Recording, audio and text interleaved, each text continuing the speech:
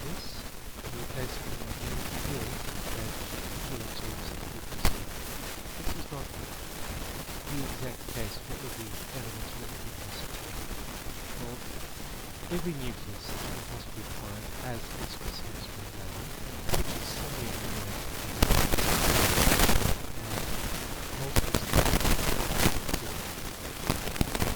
if for some reason the nucleus is a non-ferrous structure, half the wide then it has a spin value. And if it has, it's going to be so we must spin value is 1/2.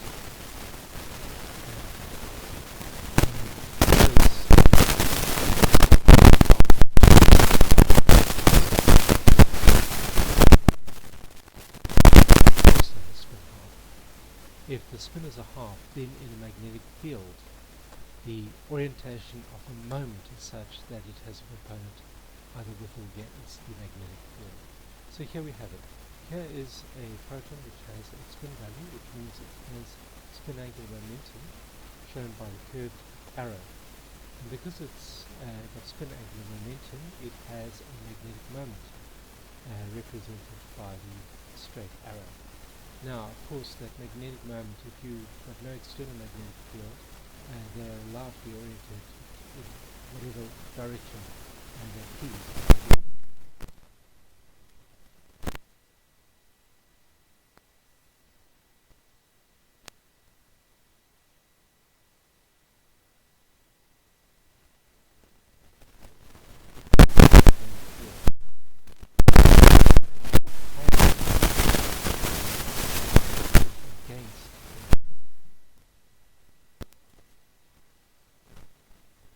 With or against the external magnetic field.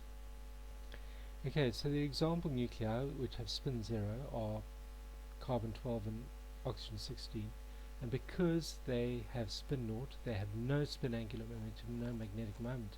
So NMR is not possible with these two elements. If you're an organic chemist, you'll realize that that might be a bit of a disaster.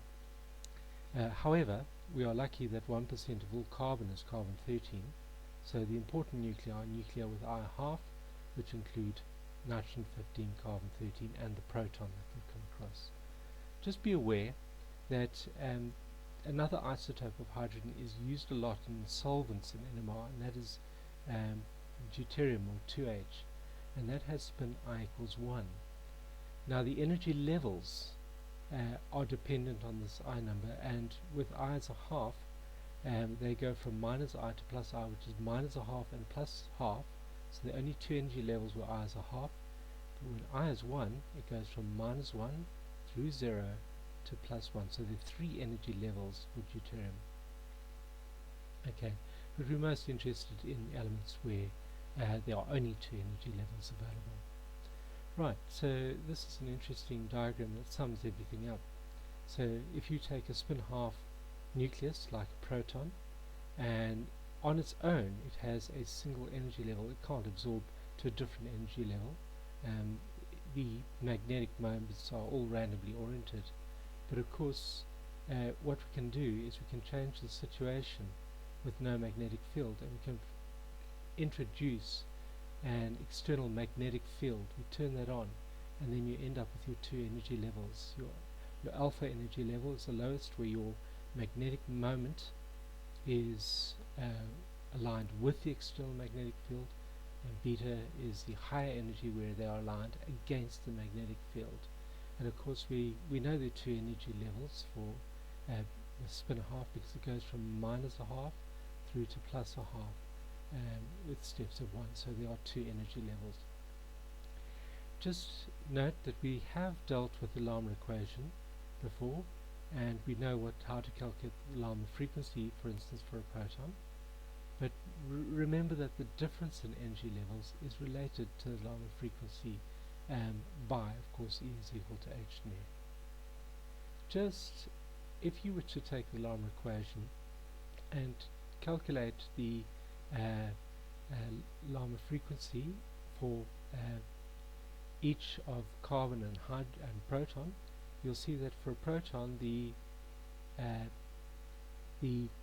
gyromagnetic ratio is much higher than for carbon, and so when you calculate nu for both of these, you'll get a greater nu for hydrogen, so it'll be about 600 megahertz at 14 teslas, but for carbon you'll only get about 150 megahertz for 14 teslas, which means that when you calculate the energy difference is so much greater for proton than for carbon.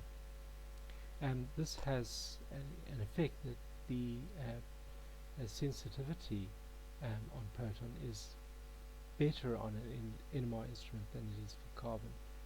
And if you combine this with the observation that carbon-13 is only 1% of all carbon, so 99% of all carbon is carbon-12, only 1% of your sample will be carbon-13. That makes carbon-13 quite insensitive relative to proton NMR, where virtually 100% of all your hydrogens have a proton as a nucleus. So other isotopes are very rare. Okay, so just to summarize this first half section, a nucleus which has a non-zero spin, I, is NMR active, and it has this spin angular momentum J, which causes it to have a magnetic moment.